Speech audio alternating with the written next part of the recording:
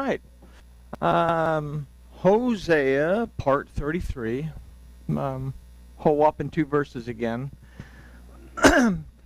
Chapter 10 kind of switches gears every few verses, so we have to kind of go with the flow on that. So let's talk to our Elohim, and then we'll take a look at some. Well, we'll take a look at these verses. There we go. There goes the brain. It wants to think, and the tongue doesn't want to move. So, Father, thank you for this opportunity to study your word. Thank you for this opportunity to learn about ourselves through your word. Thank you for the opportunity to look at ourselves before one of your most important days. We ask tonight that you'll open our eyes, open our ears, and open our hearts so we can see, hear, and understand what your word and your spirit tells us. We thank you in the name of Yahushua. Amen. All right, there we go. Thingies are going. All right, so no real formal introduction. It's Hosea chapter 10. Verse 11 says, And Ephraim is a heifer, well broken, that loves to thresh. And I have passed over upon her fair neck. I will make Ephraim to ride. Judah shall plow. Jacob shall break his clods. So there's a lot of different things in this, and I'm going to read just another version of this just so you can see the difference in wording based on the definitions of the Hebrew words. Read, And Ephraim is a trained heifer, loving to thresh grain, but I myself shall pass over her comely neck. I put Ephraim to the yoke, Yehudah to the plows, and Yaakov harrows for him, so tills up the soil for him. Let's start with the phrase, and Ephraim is a heifer well broken. So it seems that Ephraim is getting called a cow a lot. means the theme that's going on here. So we've considered Ephraim to mean fruitful.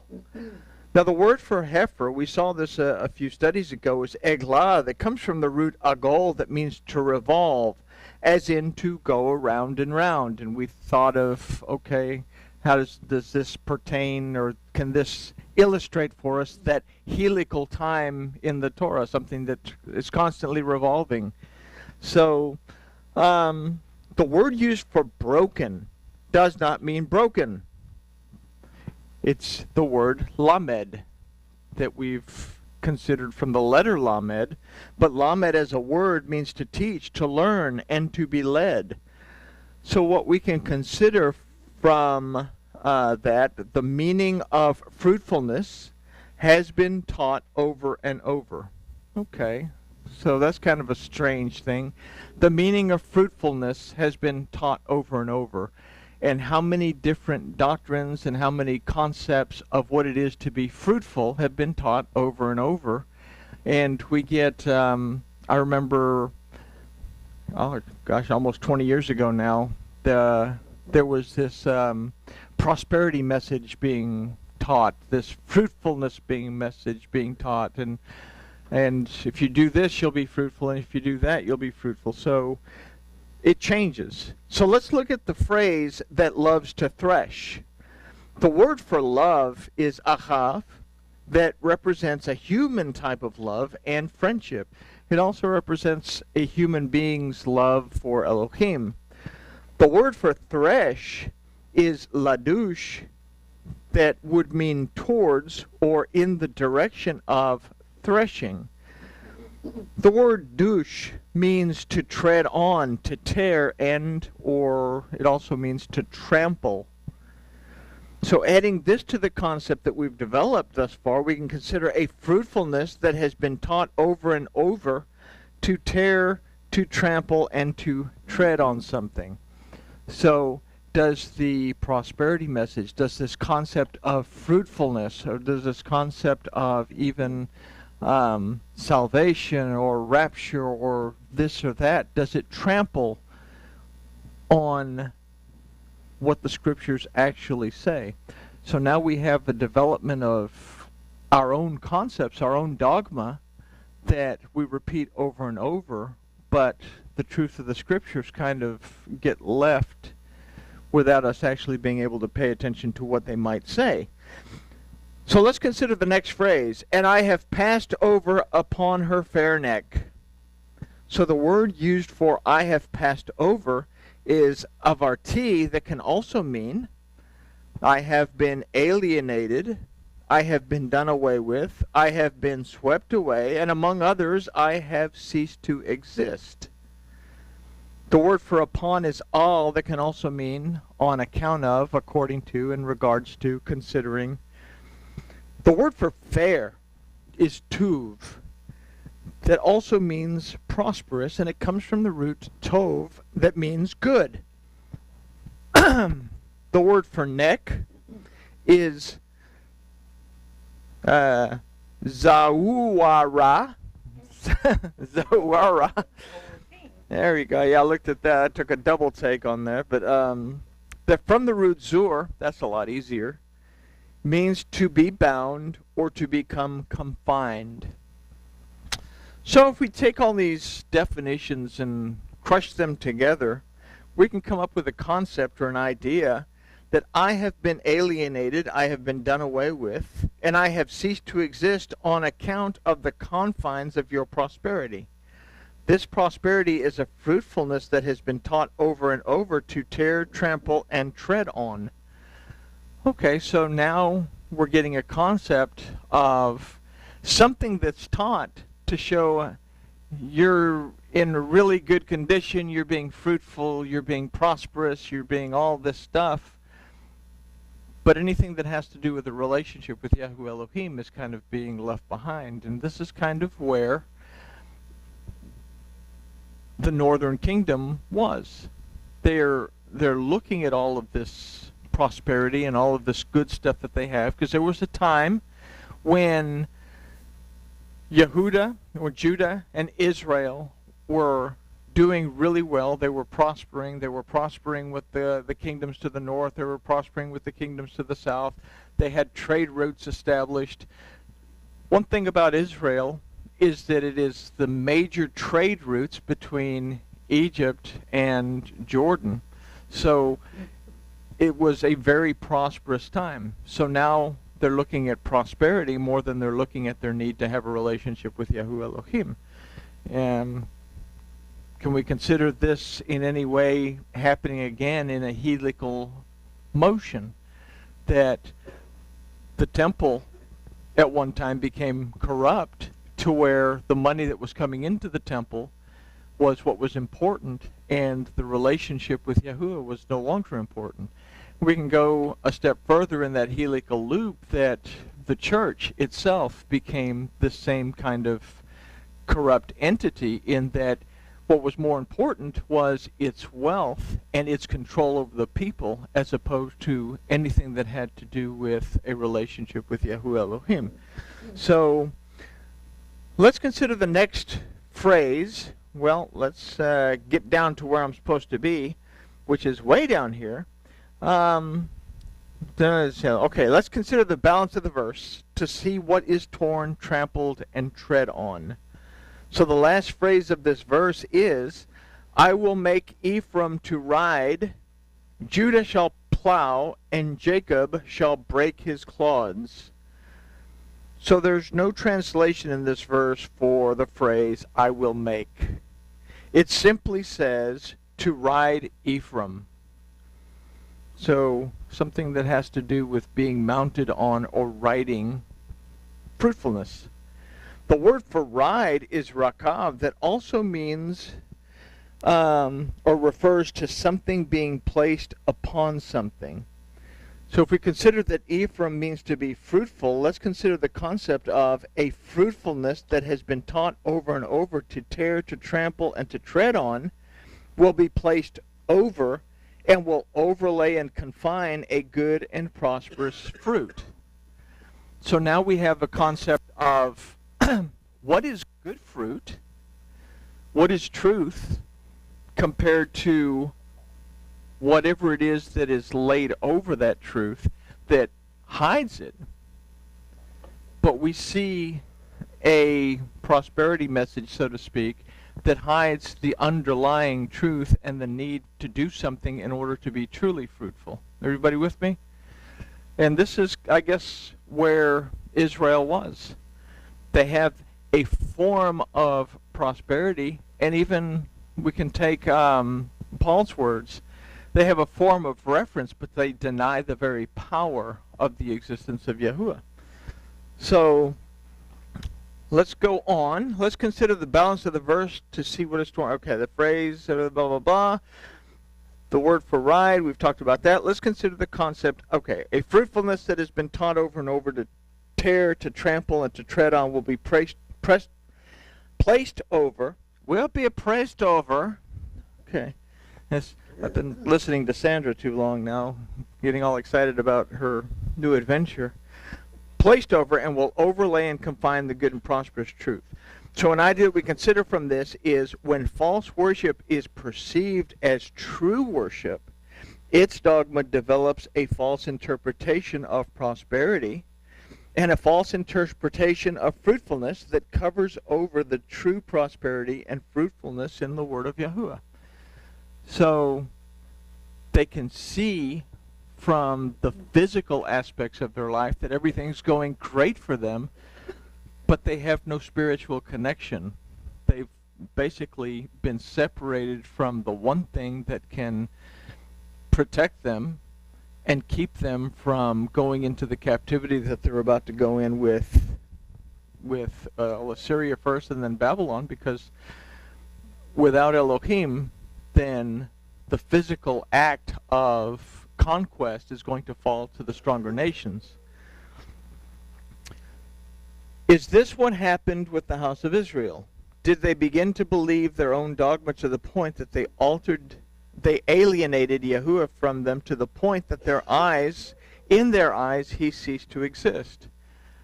Did Yahuwah as Elohim cease to exist in the northern kingdom of Israel? Well, yes, because they took on the worship of the Baals of the people around them. And since they didn't want to do what the southern kingdom was doing in the worship of Yahuwah, who is Elohim, they simply replaced Yahuwah with something else. So let's consider the phrase, Judah shall plow. Now, Yehudah, we have considered in the past, or learned in the past, means to praise and to show gratitude. It comes from Yudah, meaning to praise, and Yada, meaning to be grateful.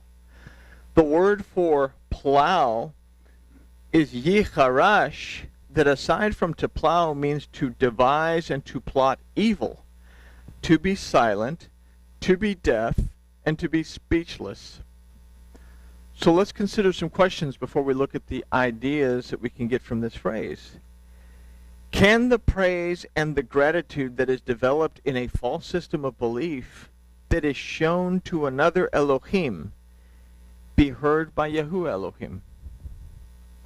Is the praise and the gratitude that we show to a false Elohim, a deity, is that something that's going to be heard by Yahuwah, who is Elohim?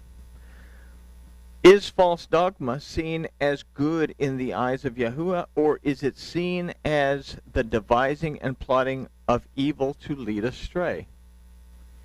So the concept that we can consider is that praise and gratitude that devises and plots evil is silent and it is deaf.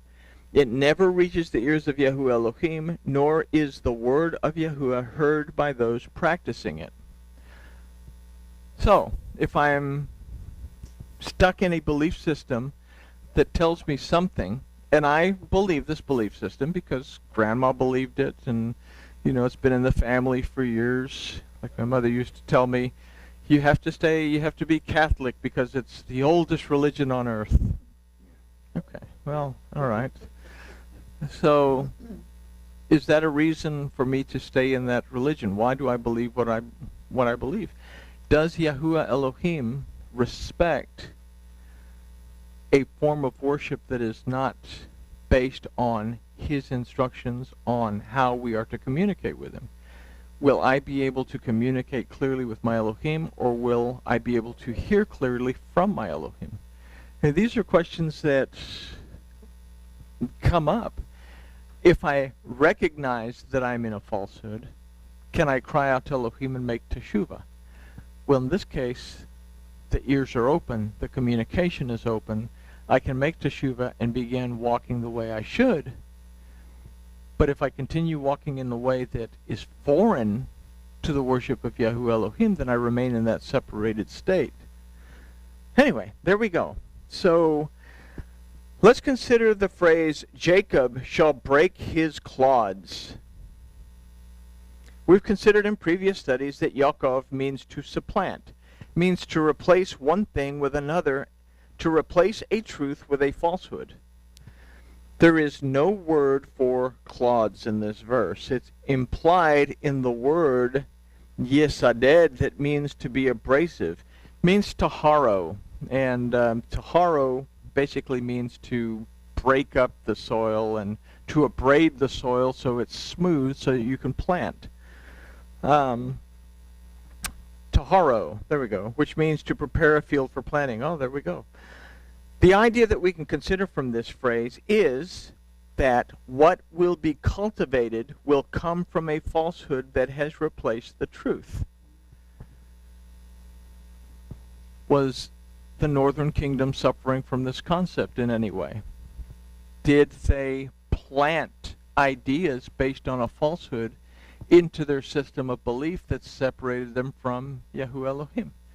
Well, we read in the beginning that Yahuwah says, you have alienated yourself from me, and you insist on staying that way. Therefore, you are no longer my wife, and I am no longer your husband. These are the words that are still written today on the traditional get of divorce. So, yes, it'll cause an alienation, I guess. So the overall concept that this verse gives us to consider is Yahuwah saying through Hosea, and this is kind of an interesting thing. Yahuwah saying this through Hosea. Hoshea means deliverance, means redemption, means restoration. Yahusha means the redemption, deliverance, restoration that comes from Yahuwah. So Yahuwah is saying through Hosea, I have been alienated, I have been done away with, I have ceased to exist on account of the confines of your perceived prosperity. This prosperity is a fruitfulness that has been taught over and over to tear, to trample, and to tread on truth. When false worship is perceived as true worship, its dogma develops a false interpretation of prosperity and a false interpretation of fruitfulness that covers over the true prosperity and fruitfulness in the word of Yahuwah. Praise and gratitude that devises and plots evil is silent, and it is deaf. If neither reaches the ears of Yahuwah Elohim, nor is the word of Yahuwah heard by those practicing it, what will be cultivated will come from a falsehood that has replaced the truth. Over a period of time, a falsehood becomes the truth. Israel was convinced that what they were doing was okay. They were prosperous. Everybody wanted to trade with them. They had a good relationship with the southern kingdom. You know, what happens when everything is going perfectly in life? Do we think about our relationship with Yahuwah, our Elohim? And there's something to think about. Everything's perfect. Everything's going great. The money's coming in. Job's going good. Getting raises. Car's running just fine. I'm in good health. I'm happy. You know, going to work. Everything's great. Does Yahuwah fall into my life anywhere during this period of time? Or does all this stuff just cover it up? Because if we're honest with each other, the main time that we actually seek our Elohim is when we need a mighty one, because things are falling apart and things are, things aren't right. Then our Elohim becomes real. So what he's saying here is you're letting all this stuff blind you of your relationship with your Elohim, and you're starting to believe the stuff, and you're separating yourself further and further from Yahuwah Elohim. It's bad enough you've left the Torah, but now you're leaving everything to form a new relationship with basically with the world itself. So, if we consider this message that Yahuwah, through Hosea, was conveying to the house of Israel, is it possible that it's also a message that was given to us by Yahushua? And we bring in the age-old verses from Matthew 5:18 through 19, that Yahushua is saying, "Think not that I have come to do away with the Torah or the prophets. I have not come to do away with it, but to fulfill it." So Christianity wants to say, well, when he died on the cross, he fulfilled the Torah, and we're no longer responsible for the Torah. This is the interpretation that has been built up. This word for fulfill literally means to do it, to keep it, to shamar. I've not come to do away with it. I've come to preserve it, to guard it, to treasure it, to show you that it can be done in application. "For verily I say unto you, until heaven and earth pass, the smallest letter, the smallest mark shall in no wise be removed from the Torah until all be fulfilled." So nothing is going to invalidate the Torah. And this is kind of a play on words from the rules of, I can't ever say it right, Safirot, which are the rules related to the writing of a Torah scroll. If you accidentally write the letter Yod, and you write the letter Yod, and you forget to put this little horn on the top of it, so you write your Yod like that, and you don't catch it, the entire page of that scroll is invalidated. It's no good because you don't have the little horn. If you don't catch it, then that one page can invalidate the entire Torah because you didn't follow the rules on how to write the letters properly. A lot of different rules that we have. You can't have one letter bigger than another letter, yet throughout the Torah we have letters that are big, letters that are itty-bitty that are found in the middle of places. We have final forms of words that appear in the middle of words that shouldn't be there. Things that would invalidate the Torah, but they're left in place because there's a reason for it. But what he's saying is until heaven and earth pass away, there will be no reason at all that's man-made that will invalidate the Torah until you are able to live by it. So heaven and earth will not pass away. Nothing that you come up with will invalidate it. You will have to continue to shamar, to preserve it, guard it, treasure it, observe it, and do it. Then he says, "Whosoever therefore shall break one of these least 10 commandments," or these least commandments, I added the 10 in there, no. "Whoever therefore shall break one of these least commandments, and shall teach men so, he shall be called," and this is from the Aramaic and the Hebrew, "the worst from the kingdom of heaven." King Jimmy and most of our English versions dumbs this down. He says, "Be called the least from the kingdom of heaven." You know, you'll still be there, but you'll be a janitor or something. Not that there's anything wrong with being a janitor, but you won't do anything. But literally, it says you'll be called the worst from the kingdom of heaven. That means there's no room there for someone who is doing this because it's the worst possible thing you can do. "But whosoever shall do and teach them, the same shall be called great in the kingdom of heaven."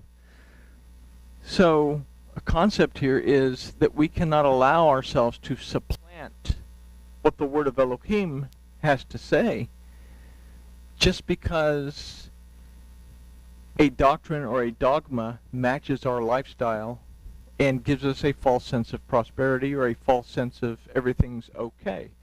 If the Torah says this, then we have to live according to what the word says and not according to whatever a prosperity message or whatever might put off to us. The word fulfilled does not relate to some mission accomplished task performed by Yahushua alone. This word refers to the preserving and application of the Torah in everyday life until heaven and earth pass away. Hosea is telling the house of Israel that they have alienated and in effect done away with Yahuwah Elohim in their worship, and that their praise and gratitude is being given to a deity that does not hear them or speak to them. Yet in this desire to worship in falsehood, Yahuwah their Elohim will not hear or speak to them either. Hoshea, in these verses from Matthew, is saying that to ignore the Torah and to teach others to ignore it is the worst possible thing that anyone can do, and that in doing so, one will become alienated from the kingdom of heaven. So again, there is no connection, there's no communication taking place in that. One will remove his or herself from the presence of Yahuwah Elohim. A false concept of fruitfulness and prosperity will develop that will blind their eyes and plug their ears to the word and the voice of Yahuwah Elohim. What is something that we read in, I think in Revelation? No, I think Yahushua actually says it. He says, be wary when people start to say peace and prosperity, because at that point is when the worst is about to come. So we have this false message of hope that's being delivered. We're ignoring the very word of Elohim because we're basing it on whatever. And then, well, tribulation comes. It's the same thing with Israel. Peace and security, they were being fruitful, everything was going well. Then someone decides to make an allegiance with someone else, and someone doesn't know about it, and someone gets all upset about it. Just happens to be the most powerful country or whatever.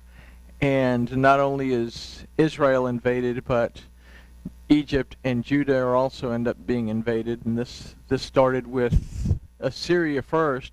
Then Assyria, everybody made pacts with Assyria, and they made this little secret thing with Egypt to keep them protected from Babylon. Well, Babylon was the most powerful government in the world, and they come and they just conquer everyone. So we can feel secure all we want, but we start to make alliances with the wrong things, then that protection of Yahuwah Elohim is what lifts off. It's the one thing that could have protected them. I mean, he pulled them across the Sea of Reeds and drowned Pharaoh and his armies, the most powerful nation in the world at the time. So one will become alienated from the kingdom of heaven. One will remove his or herself from the presence of Yahuwah Elohim. A false concept of fruitfulness and prosperity will develop that will blind their eyes and plug their ears to the word and the voice of Yahuwah. If we can grasp these ideas and concepts, then we can understand the plea that Yahuwah, through Hosea, is making to the house of Israel in verse 12. This is what he tells them. Sow to yourselves according to righteousness. Reap according to chesed, which means kindness, mercy, compassion, goodness. Break up your fallow ground, for it is time to seek Yahuwah until he comes and causes righteousness to reign upon you.